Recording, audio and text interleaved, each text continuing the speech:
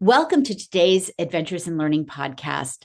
A year ago, I was fortunate enough to go and hang out at the Madison Children's Museum, and I fell in love with this museum. It is one of the most innovative and creative places in the United States. And even more so, I fell in love with their commitment to climate, and particularly the work they were doing on a project called Caretakers of Wonder. And we are so fortunate today to be able to talk to the Vice President of Exhibits, Facilities, and Strategic Initiatives, Brenda Baker. Brenda, welcome to the show. Thank you so much, Dr. Diane, for having me and for having this opportunity to talk about the museum. I was so impressed with everything that you all did when I was there last year. And I had the opportunity to sort of get a sneak peek at your Caretakers of Wonder playbook Mhm. and that project. I'm wondering, for those who don't know, can you sort of tell us what that's about and how that came about? Sure. Well, our museum has been working in the sustainable design, sort of climate change realm for more than 3 decades. And we came about that decision to move and to start doing sustainable design because we really make every decision at the museum by putting children first. And so when we sort of unearthed the fact that children's immune systems don't develop until they're 5, they put toxins in their mouth, they're lower to the ground, their respiration rates are, twice that of adults. Anyway, they're more susceptible to the impacts of poisons in our environment, of which there are many. Yes. And so we decided at that point that we would start taking action in our own museum to try to make a cleaner, a safer environment for kids. So we started eliminating all sorts of toxins. So we started working with natural, sustainable, locally harvested materials at that time.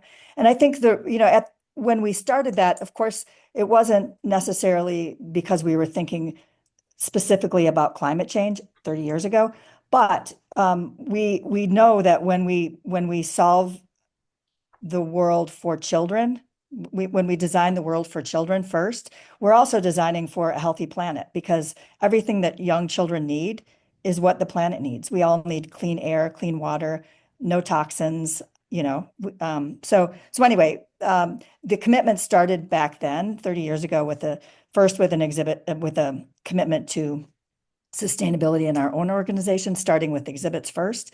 And then we've then moved toward how can we be a bigger role model in our own community for young children, and then in our larger museum ecosystem. So Caretakers of Wonder basically is an extension of that commitment.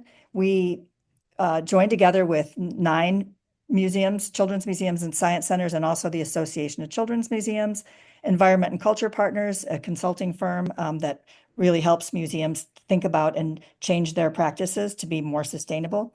And then we worked with a host of other scholars and experts in early childhood, nature education, climate change, specifically, I would say, and then of course, equity issues.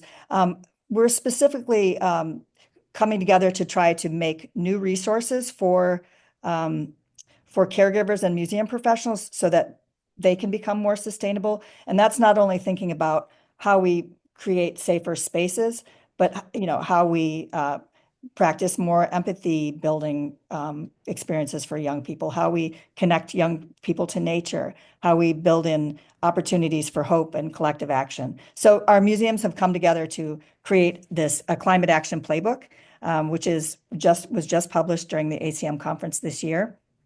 It's like 153 pages, 2 parts. The first part is really geared for caregivers, and it helps you think about 3 different areas of, again, nature and well-being, empathy and resilience, and hope and collective action, and really sets the stage for the fact that climate change is something that we can prepare young people for long before they learn the words climate change. We can start making an impact on them before they're born. So anyway, the consortium, this is long-winded, I know, but the consortium has come together to create this Climate Action Playbook, and also to think about and take actions in our own museums to reduce carbon emissions.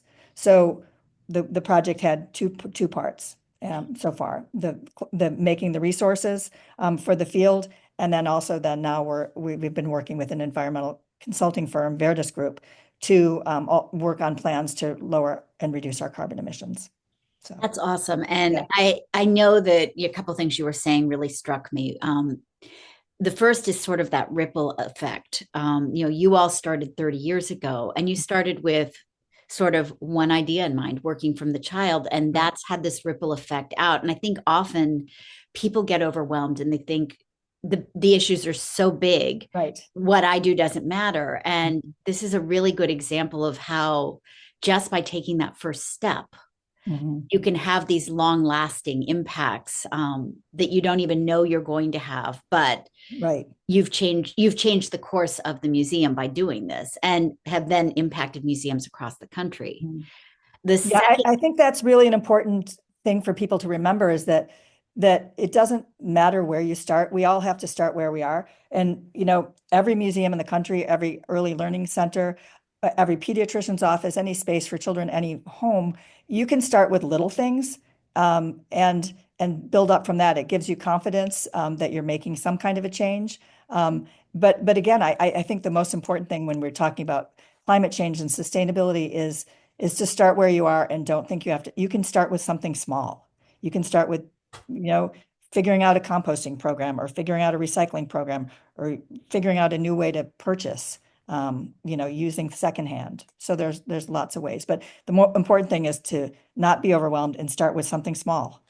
and I think the playbook gives you lots of examples on how to do that. And Right. that was something I had been really impressed with as an early child educator and as a museum girl, Mhm. is you really straddled both of my worlds and you did it in a way that it was practical and fun. Yeah. And you've sort of laid out ideas for how to do it, but left room for creativity and for being able to make it your own. I'm wondering, can you give us a specific example, just so if somebody's listening, of an idea from the playbook that they might want to try? So, I mean, for example, there's lots of the playbook is broken down into, as I mentioned, two sections, one for caregivers and one for museum professionals. But then within each section, there are activities for 0 to 3, 3 to 6, and 6 to 8. And of course, we know in early childhood that climate change is dealt with, you would deal with it very differently depending on the age of the audience. And then within that, it's all broken down into the three areas of nature and well-being, empathy and resilience, and hope and collective action. So an example of something, that might be in the the section for caregivers would be about these are some of the things are so simple, like take your child outside and during playtime and spread out a blanket for a young child and just look up at the trees and talk about the leaves. Look at the sky, imagine the clouds, those kinds of things. And those are such simple things that sometimes we just forget.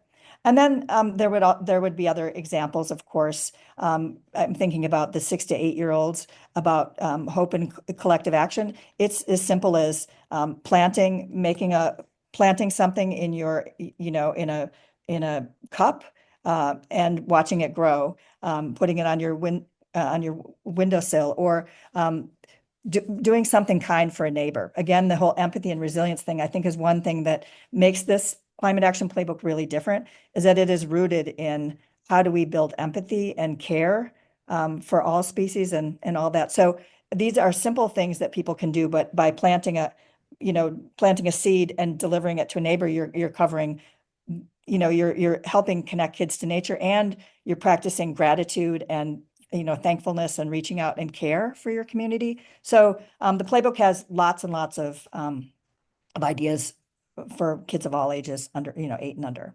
And So I will drop the link to the playbook in the notes so that yeah. everybody can access it, because one of the things that's special about this is you've made it free to use. Yeah. And that's a rare gift these days. Yes, it is. Yeah.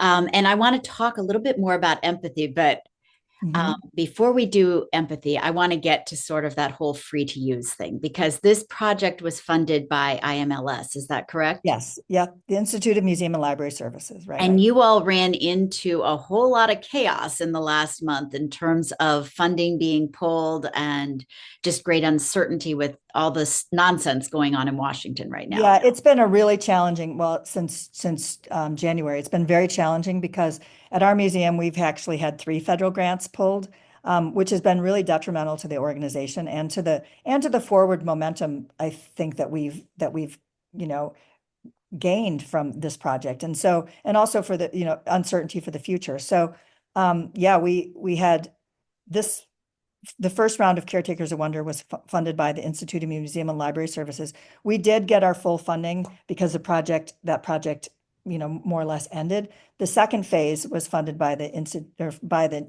National Endowment for the Humanities Climate Smart Grant, and that we have received zero funding, even though the work was 80% completed at the time that it was rescinded. So it's been very detrimental to our organization and to the field at large, and ultimately to children and families, who won't get the services. We're all going to do the best we can in our museums across the country, but to say that it isn't a big blow to our field you know, would be wrong. And So. for somebody who's listening who thinks, oh, I go to a museum, I pay my admission, that covers everything. Mhm. Can you help them understand? Because I know that that doesn't even remotely cover Right. everything. Can you help them understand why it's so important to have these other funding sources? It's well, I mean, in terms of the federal funding, this really helps raise a bar for us in terms of getting matching funding. So once we get one of these federal grants, and they're really competitive, very hard to get. Right. Once we get one of these, it really helps us use that as a match because all of them require a match. So we can go out into our community and tell people that we've gotten this great recognition and this opportunity, and then they feel more compelled. So it's one thing is about the recognition, but the grants are also really designed so that they support innovation. And I think one of the things that you're seeing at our museum is innovation, and we're really proud of that. So much of it has been related to innovation that we've been able to explore based on federal funding, and because of federal funding. So I think in the coming years, we know we're going to really need to be relying on individuals more than ever, and on private foundations, private family foundations, and corporations to help fill those gaps because we do a big service for our communities by creating a joyful, gathering place for families of all kinds to come together. It's like that's kind of a rarity in our culture these days. No, absolutely. And I think that's something that people don't always think about when they think about children's Hmm. museums. Hmm. And really any museum, but children's museums are super special for Yeah. this, Yeah. is they are crossroads where you bring together Mhm. people from all walks of life. Right. And they're one of the rare places where families who are under resourced have an opportunity Right. to interact on an equal basis, in large parts because of things like Museums for All, Right. Mhm. which again rely on that federal match Mhm. and on being able to support families who are on assistance, Right. allowing you to reduce your prices. And I don't think people appreciate sort of that amazing capacity of a museum to serve as an equalizer, as an educator, and as a place that really supports mental health and well-being in the community because we need joyful play. We need empathy. We need places where we can engage Right.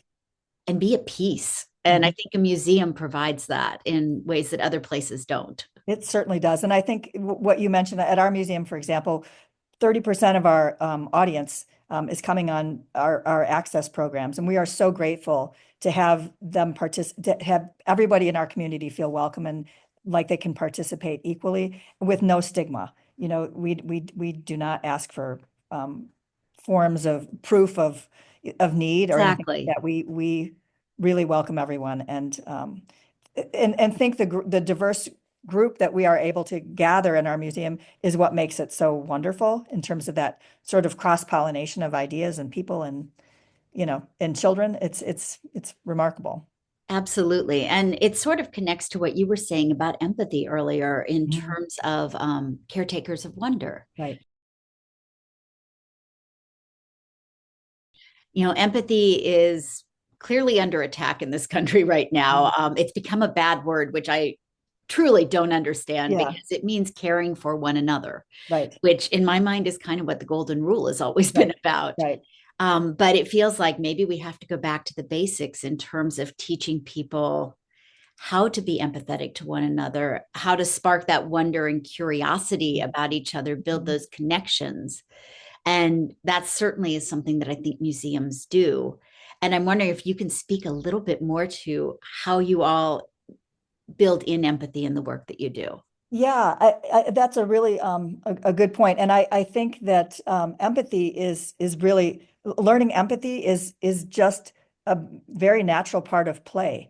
I mean, when you think about young children first learning how to, play house, they're negotiating who's going to be the mom, who's going to be the dog, who's going to be the pet. Um, they're setting up rules for how the family is going to function. These are all ways that children are learning social emotional skills about collaboration.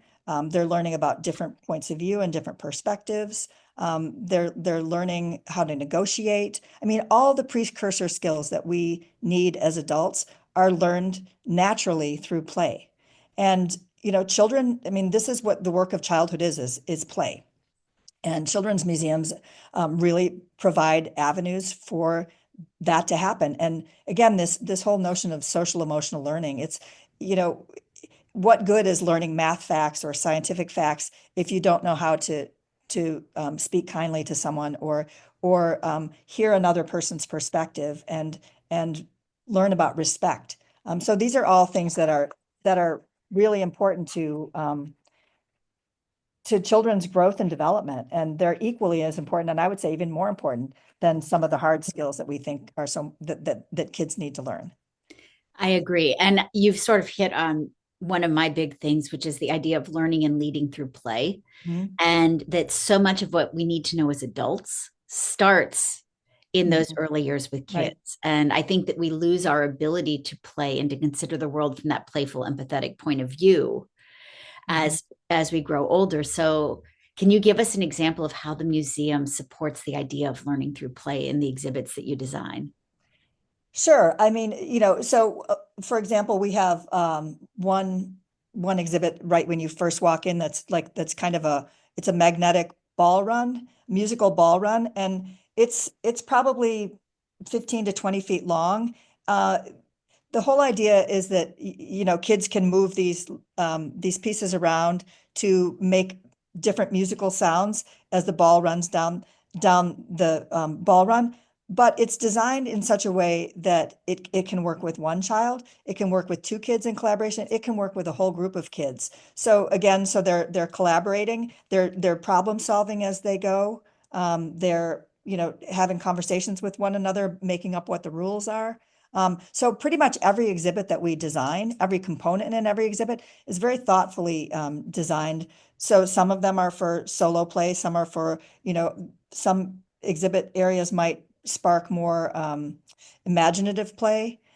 One of the things that I love is we put GoPros on some kids a couple of years ago when we opened our new Wonderground exhibit.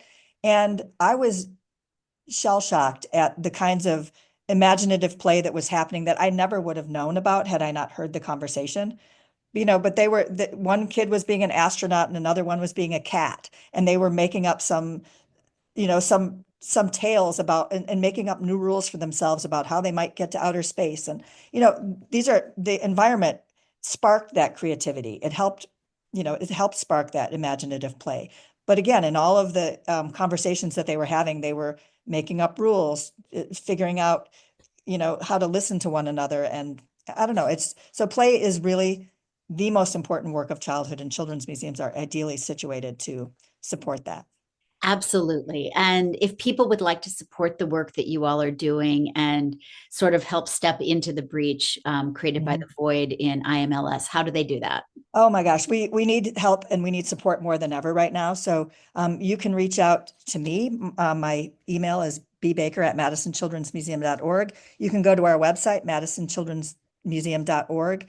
We have a donate button there. You could reach out in those ways. So yeah. Excellent. Mhm. And then last question I wanted to ask you today, and it's one I like to ask all of my guests, is what brings you hope? Oh my gosh. I would have to say I'm filled with hope every single day, by just being around young people and seeing the imaginations and the creativity and the possibility that they hold in their hearts. And also the great work that there are so many people working on climate change issues around the country. There are so many people who really, really care about museums and young children and supporting informal education. So I would have to say the ecosystem of people in my network, the other children's museums and caretakers of wonder, the larger field. The, there are so many compassionate people who are working for the right things right now that really gives me hope. And again, seeing young children who are being raised in museums and who are being raised to have hope and joy and a sense of curiosity is what gives me hope. Well, Brenda, the work that you all do at Madison Children's Museum, and certainly the Climate Playbook and the Caretakers of Wonder program also give me hope. So thank you for that. And I look forward to seeing where you all take this in the future. Great. Thank you so much. It was really a pleasure talking with you. Thank you for Thank your work. you. Okay. Mhm.